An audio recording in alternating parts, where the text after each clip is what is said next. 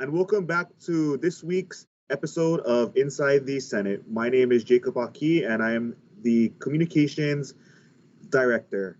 Today, I'm pleased to be joined by Senator Stanley Chang. Senator Chang represents East Honolulu, and he is also the chair on the Senate Committee on Housing. Senator, thank you for joining us. Thank you so much for having me tonight.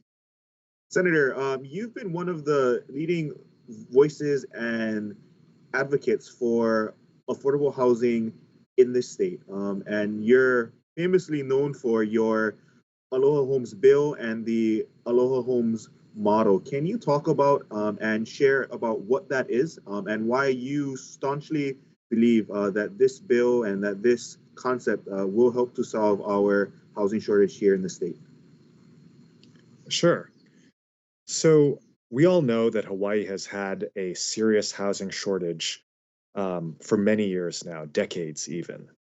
And a lot of folks in Hawaii would really identify the external demand for our housing as the primary reason. Unfortunately, I don't think that's the case. We've seen over the course of the last year, vacation rental demand crash. We've seen wealthy overseas investment demand in Hawaii crash.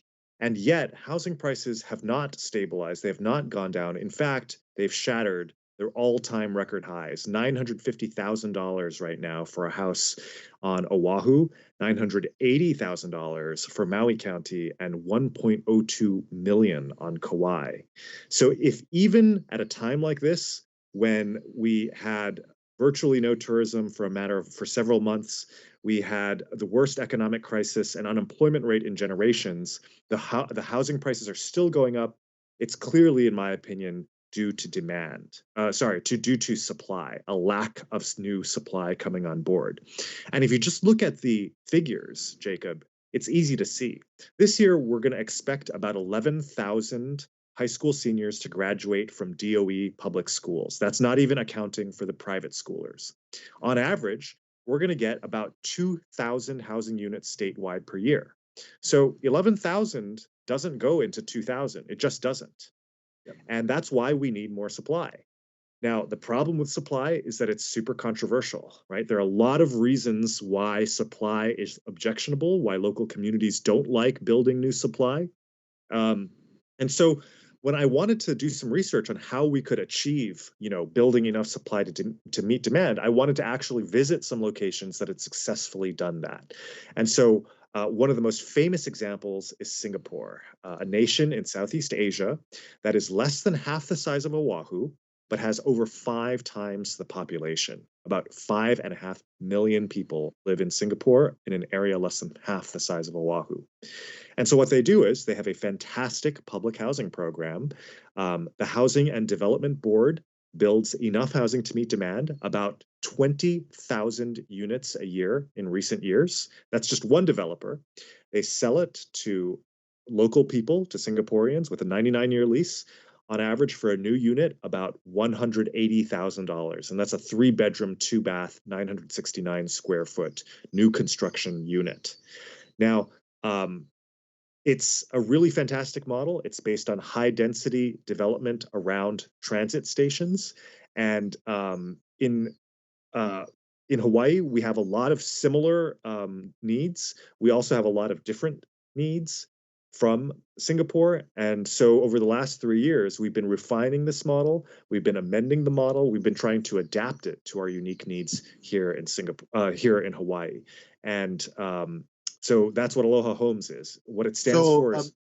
Yes, Senator, and I do want to interject there that, you actually led a Senate delegation with a bunch of other community members back in 2018, if I believe, and that trip did get a lot of press coverage, but for many of the people who went on the trip and in talking with them, I know it really opened their eyes to the potential model that can serve in trying to solve some of our housing problems here. So can you briefly talk about that trip and what you folks walked away from? Sure. I think the most important takeaway from the trip was that this is real. Yeah. This can happen. We toured public housing projects that were attractive, that were well maintained, that had appreciated in value over the years. Units in one of the projects we visited were approaching 1 million US dollars in the resale market. And we saw a government that had a commitment to housing its people. It wasn't a matter of, oh, we're going to try to increase the amount of housing this year. No, their commitment was every single Singaporean will get a home. We will build one for every single Singaporean. And that seeing what they took for granted and seeing the planning that went into it and the decades long plans that they have and the coordination that they have between agencies to bring this to fruition was really amazing. And I think everyone who participated in the trip really appreciated that level of just being able to see it and just seeing how they in some ways even just take it for granted that the system exists. So after that trip, which occurred, I think it was fall of 2018, in 2019, you introduced what you called the Aloha Homes Bill. And since then, you've been trying to get that bill passed here in the Hawaii State Legislature. So, previously you kind of explained to us kind of the context of where we are currently with our housing situation, but your solution, or at least part of the solution, is this Aloha Homes Bill. So I know there are many that are wondering, what is this bill? So can you go into some of those details and why you believe that we need to act on this now? Sure. So first of all, ALOHA is an acronym that stands for Affordable Locally Owned Homes for All. And so what the proposal would do is it would take existing state-owned lands near rail stations, and it would develop them with high-density, transit-oriented development, car light or even car-free development, so that these residents would be able to buy these units for 99-year leases. They would live within a 5-minute walk of everything, including a rail station. They should be able to pay no more than $300,000, and that would buy you a 2-bedroom unit, but without a taxpayer subsidy. So it would be a sustainable program. We would not be asking for large infusions of taxpayer funds.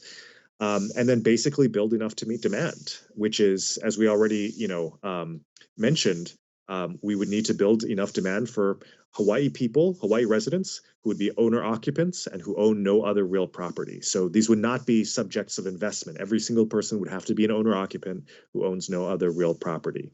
And one of the kind of innovative features that we have is that it would not be subject to any income restrictions or first-time homebuyer restrictions. So no matter how much money you make, everyone would be welcome. And it would be, in that sense, kind of like, the way I explain it is, it would kind of be like public school in the sense that our current new housing supply is like private school. It's very expensive. It's definitely not enough to meet demand. It's only for the few. What we need to create is public school, except for housing, an option that is low cost, that everyone would be welcome, and that everyone would be able to afford. And part of this bill, right, is that these high density units would be built on state lands. What are some of those state lands that you have identified? So the state is the largest landowner along the rail line. One parcel that's currently in the redevelopment process is Aloha Stadium. Another that's also slated for redevelopment is the OCCC site. But the state owns a lot of land, HCC, LCC, UH West Oahu.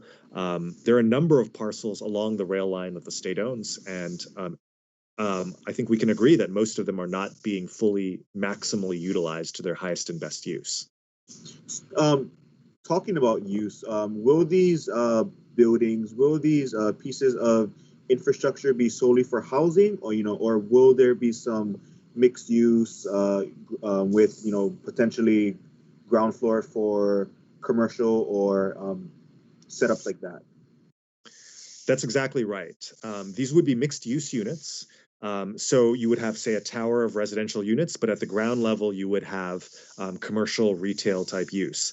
The idea is we want to have the ultimate real estate amenity, which is a 5-minute walk from everything. So you, instead of having to drive to the grocery store, the post office, or the pharmacy or the bank, you would be able to take an elevator to the post office, the grocery store, the pharmacy, the bank.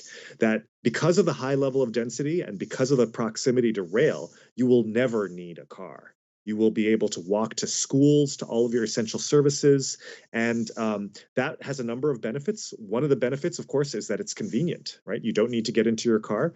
Another benefit is that we would be dramatically reducing their environmental footprint that car usage and driving has. And third, one of the most important feedback that we get about new housing construction is we don't want to increase the already really severe level of congestion on our highways. And so because these new residents would not have cars, because they would be dependent on walking and taking public transportation, we could assure the public that there will not be an addition of significant new traffic to the roads by building these units. One great example is the Sanok development that's currently going up in Vancouver, Canada. So we're continuing our trip around the world here. It's a development that's being proposed by the Squamish Nation, one of the First Nations in British Columbia, Canada.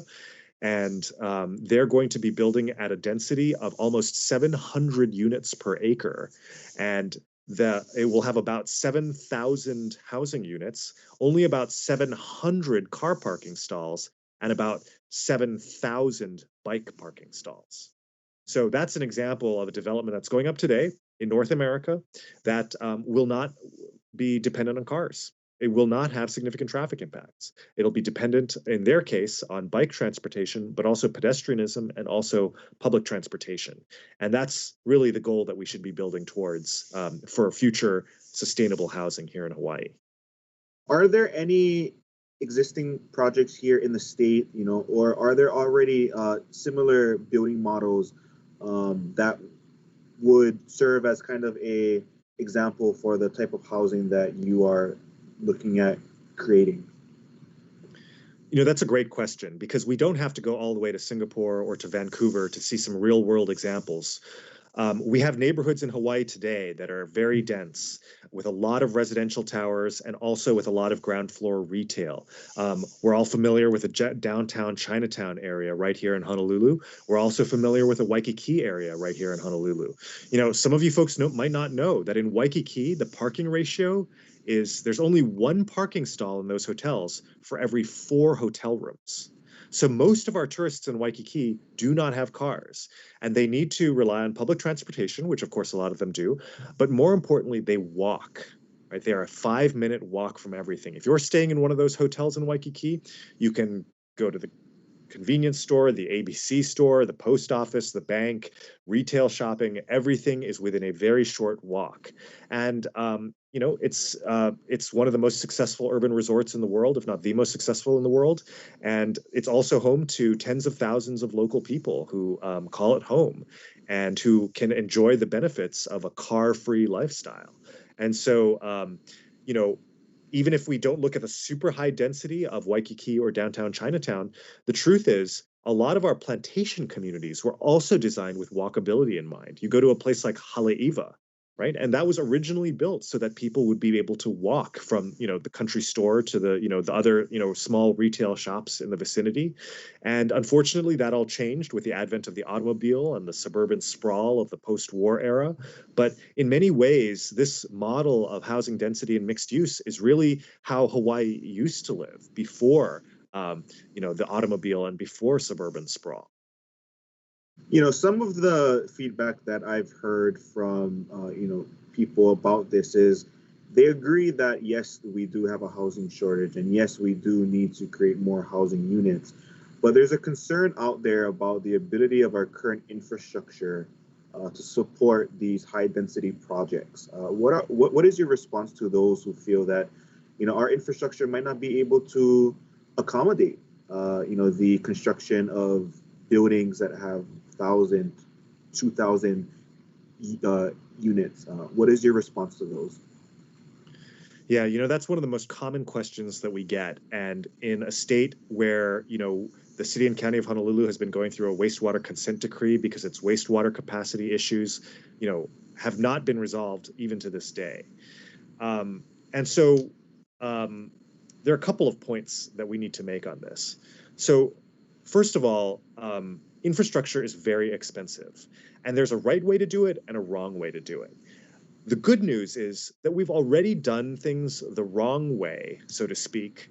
Um, and that model is, of course, the Kaka'ako model, where the state spent hundreds of millions of dollars of taxpayer funds to put in the infrastructure to permit the high density development that has taken place there today. Unfortunately, most of it is high cost, very expensive. And as I, travel the state and I hear feedback to this Aloha Homes model, one thing I hear over and over again is we don't want another kaka'ako that is not for local people, that is just for speculation, that is for wealthy overseas investors. So I think that model we can improve upon by saying, all right, well, the state can and should put in the infrastructure, but that cost, instead of being recouped through a relatively small number of very expensive units that are, being targeted at who knows, what kind of investors, that cost be spread over a much larger base of lower priced units that are accessible to everybody, but that would be limited in sale only to Hawaii residents who would be owner occupants and who own no other real property. And so if we were to build at a very high level of density, like 1,000 units per acre or 500 units per acre, that would generate enough economies of scale that even if we had to do major infrastructure upgrades, the cost per unit would be quite small, and that the unit buyers would then be able to pay for the units so that the burden would not have to fall on the taxpayers of the state. Senator, somewhat related to this topic, and in what you shared in our conversation before the show, was that there are already cities out there who have models that can serve as an example to us on, how to do this right. And one of those models is the housing savings program, where, like any other benefit, like your medical, um, countries have this system in place where people can pay into that housing savings program pre-tax, um, and over time, over the course of 5 or 7 years, save enough money to make a down payment on a home. You introduced that bill this year, so how would that work? And if this system was in place, what would the impact be in helping more local people, especially young people, actually be able to afford the cost of one of these units?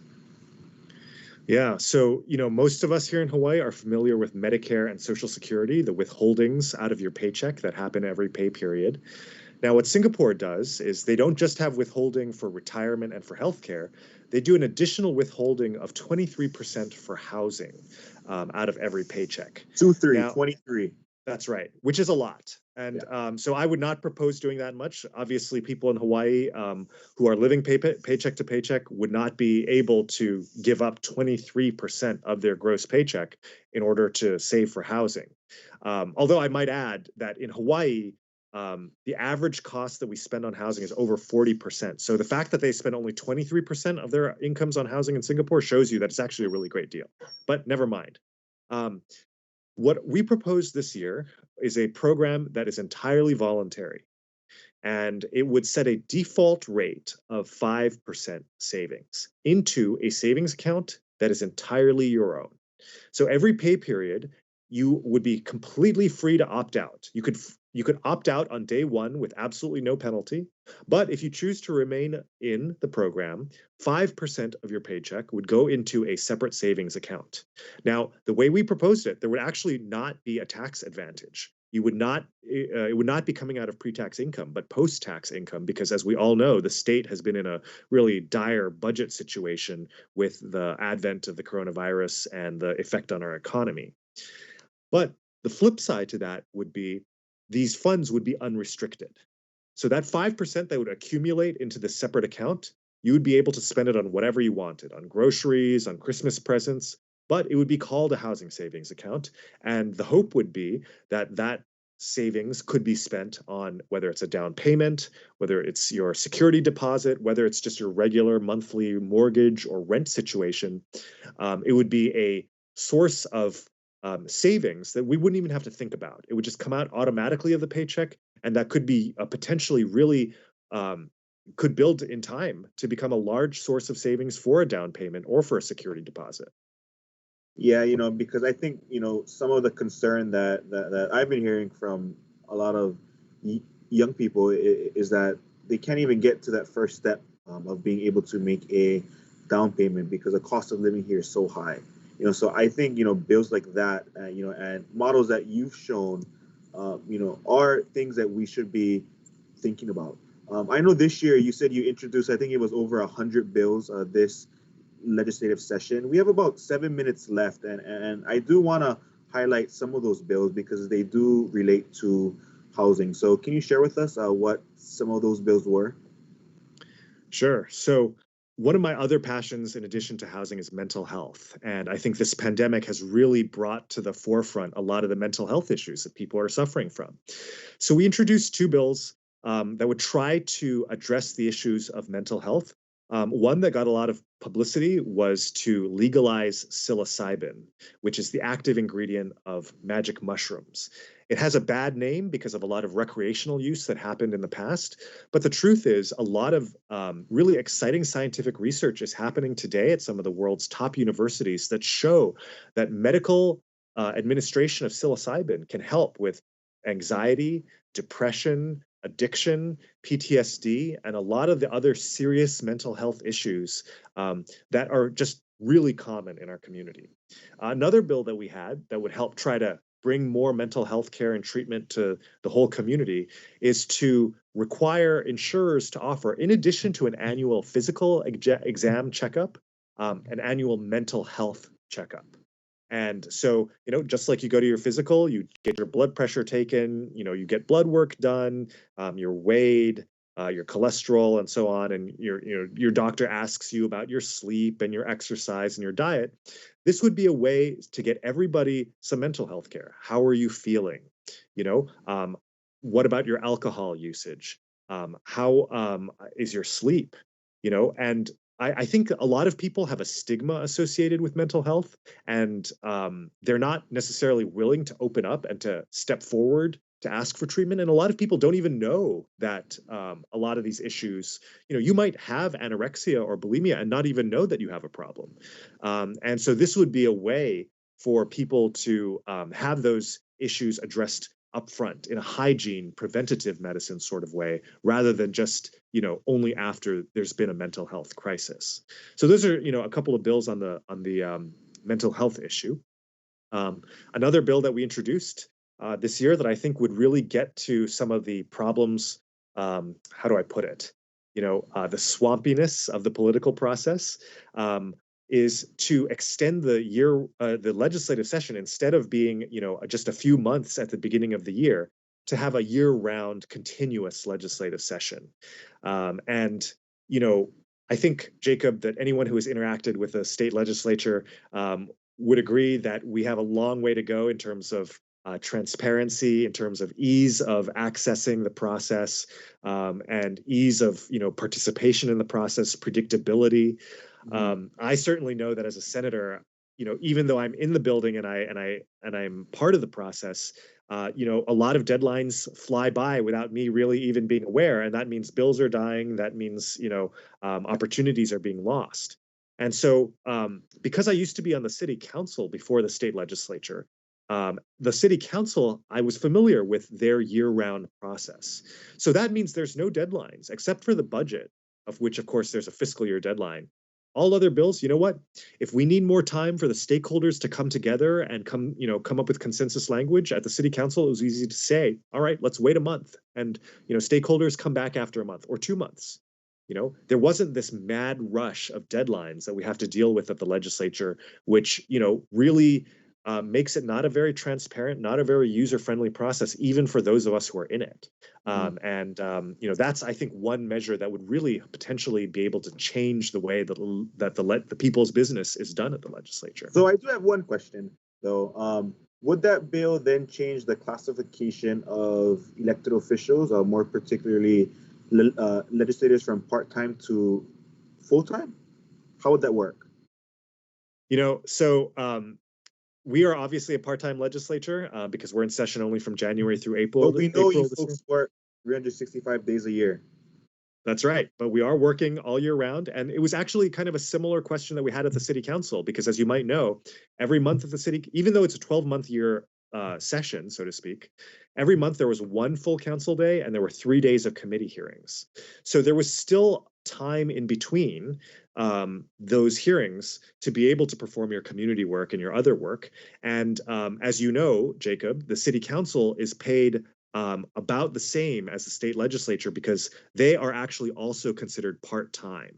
And so even though that they're working 12 months out of the year, they're only working a certain number of days during those 12 months. And so there would be space in between as well. Yeah, but I think that is a very interesting topic that I think warrants more discussion, because especially during this COVID time, even here at the Hawaii State Legislature, we had to shorten our legislative session. So there's definitely a lot of models out there to look at. But definitely I think that's one bill that we may see pop up again in the future. One of the last bills I really wanted to highlight, Senator, and it kind of goes back to your housing issue, is that you had a bill that would create the Department of Housing. Because for those of you that know, there are a number of different agencies across state government that deal with the issue of housing. HCDA, Office of Planning. Senator's bill would have put it all under one roof. So, Senator, can you please talk about that? We do have about 90 seconds left, but I think that is one bill that people should know about. Yeah, you're absolutely right. So just at the state level, right, we have the Office of Planning, the Land Use Commission, we have the Hawaii Housing Finance and Development Corporation, we have the Hawaii Public Housing Authority, we have the Department of Hawaiian Homelands, we have even the Department of Education manages some housing. So the responsibility for the housing issue in the state is separated across a number of different agencies. And there doesn't seem to be any one person who says, you know what, this is my responsibility to end the housing shortage. And nor is any one person empowered to end the housing shortage. And that's what this bill would do, would be to consolidate a lot of those responsibilities, and then to have that cabinet level Department of Housing given the same amount of weight as the other cabinet level departments, and have that voice structurally within the administration of the governor to be able to say, you know what, maybe that land that might be, that some other department thinks should be used for commercial development, it's actually more important that we use it for housing, because housing is a more urgent crisis right now. And so that was the original concept behind the Department of Housing. And I think it really, it deserves a lot more attention. Other states have done similar things, and hopefully we'll bring it back next year. Thank you, Senator. And we are out of time, but I want to thank you, and thank you for your advocacy on this particular issue, because the issue of housing is probably one of the biggest political issues here in our state, and I know you have been a strong voice there. So for those of you at home, tune into Inside the Senate in 2 weeks, where we will be talking about and wrapping up this current legislative session. But Senator, thank you for joining us, and for those of you at home, we will see you next time. Aloha. Thank you so much, Jacob.